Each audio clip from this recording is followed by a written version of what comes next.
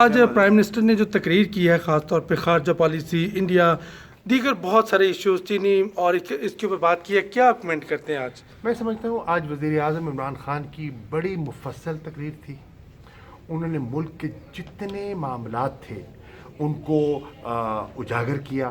انہوں نے قوم کو بتایا کہ ان کو ورثے میں کیا ملا تھا معاشی طور پر، مستقبل کی ان کا وے فارورڈ کیا ہے، حکمت عملی کیا ہے، خارجہ امور میں ہم کہاں کھڑے تھے، اور کس طرح آج ہم اللہ کے فضل و کرم سے اس جو ذلت کے بھنور سے باہر نکل رہے ہیں اور نکل چکے ہیں.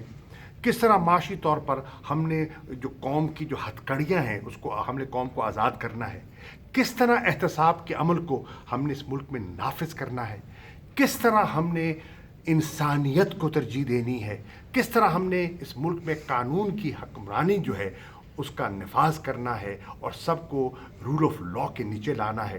انہوں نے مدینہ کی ریاست کے اصولوں کو اجاگر کیا کہ ایک قوم اگر اٹھتی ہے سرور کائنات کی سربراہی میں تو اس کے اصول بتا گئے. آج دنیا کا کوئی مسلمان ہو یا نہ ہو جو ان اصولوں کو اپنا لے گا وہ اوپر چلا جائے گا، جو ان اصولوں سے دور چلا جائے گا وہ گر جائے گا.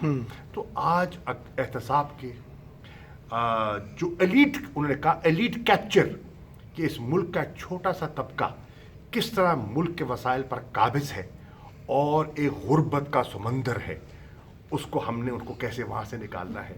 میں سمجھتا ہوں خارجہ، داخلہ، احتساب، جتنے امور پر انہوں نے ایک مفصل مکمل تقریر کی ہے.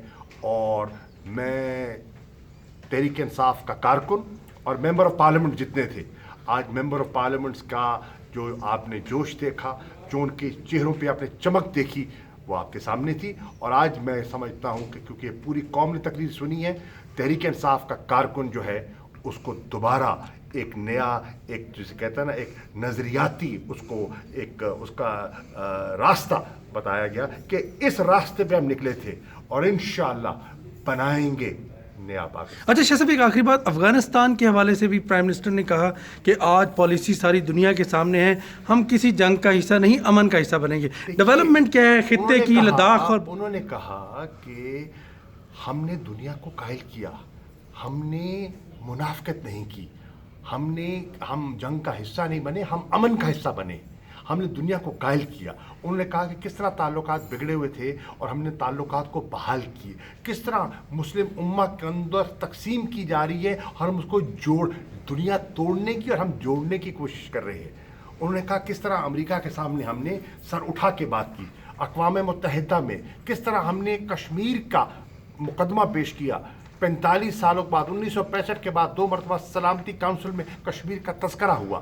کس طرح وہ سمجھتے ہیں ہمارے ایمان کا حصہ ہے کہ ہندوستان چاہے جتنا جبر کر لے، یہ جو اب عوامی لہر وہاں مقبوضہ کشمیر میں اٹھی ہے یہ تھم نہیں سکتی، یہ رک نہیں سکتی.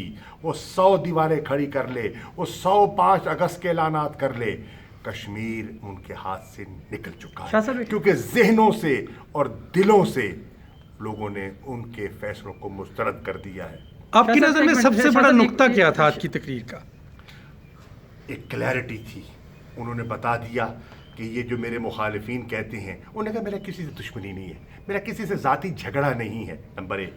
نمبر 2، انہوں نے یہ کہا میرا ایک نصب العین ہے، میں کسی مقصد کے لیے، میں وزارت عظمیٰ کے لیے نہیں آیا، میں کرسی سے چپکنے کے لیے نہیں آیا، اور کرسی کی کوئی اہمیت نہیں ہے. ہمیں لوگ کہتے ہیں نا جی اکثریت چلی جائے گی، یہ چلا جائے گا، وہ چلا جائے گا.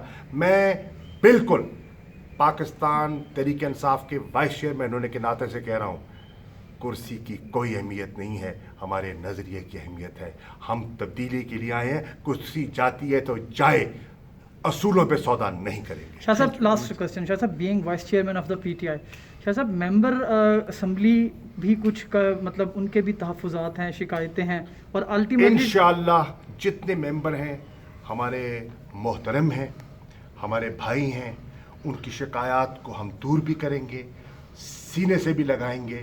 اور عمران خان کی قیادت پر سب متفق ہیں، ایک تحریک انصاف کا ممبر آگے پیچھے نہیں ہوگا. لکھ لیں کاغذ. شاہ صاحب لاسٹ کوشچن ہے، پرائم منسٹر کی اسپیچ کے بعد انٹرنیشنل میڈیا پر ایک ڈبیٹ شروع ہو گئی ہے کہ وزیر اعظم عمران خان نے اسامہ بن لادن کو شہید قرار دیا ہے، اس پر آپ کیا کہیں گے؟ آپ اس اتنی بڑی تقریر پر یہ کوئی ڈبیٹ کی بات ہی نہیں ہے. چھوڑیں. تھینک یو سر، بہت شکریہ سر.